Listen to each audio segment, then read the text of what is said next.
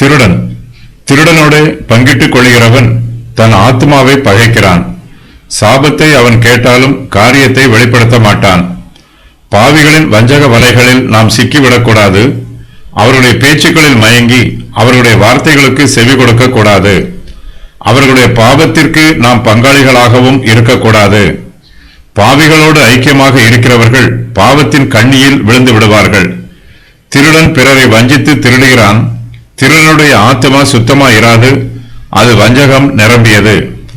நமக்கு திருடனோடு சகவாசம் இருக்கக்கூடாது.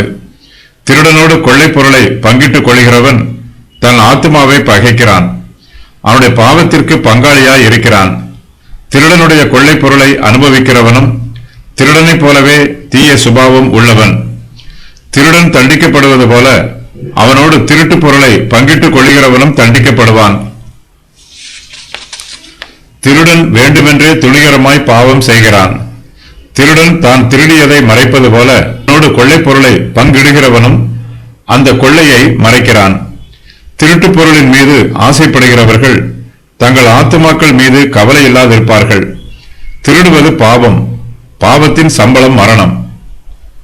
கர்த்தர் திருடரை தண்டிப்பார். திருடனுடைய ஆத்மா அழிந்து போகும். திருடனுக்கு சாபம் வரும். திருடனிடத்தில் தங்கள் பொருட்களை பறிகொடுத்தவர்கள் திருடனை சபிப்பார்கள். திருடன் சாப வார்த்தைகளை கேட்டு பழகிப்போய் இருப்பான். திருடன் சாபத்தை கேட்டாலும் அவன் தன் திருட்டை ஒத்துக்கொள்ள மாட்டான். காரியத்தை வெளிப்படுத்த மாட்டான். திருடன் துணிகரமாய் பாவம் செய்கிறான். தன்னுடைய ஆத்மாவை வெறுத்து திருட்டு பொருளை நேசிக்கிறான். தனக்கு அழிவு நியமிக்கப்பட்டிருக்கிறது என்று தெரிந்தும் திருடன் அழிவை நோக்கி போகிறான்.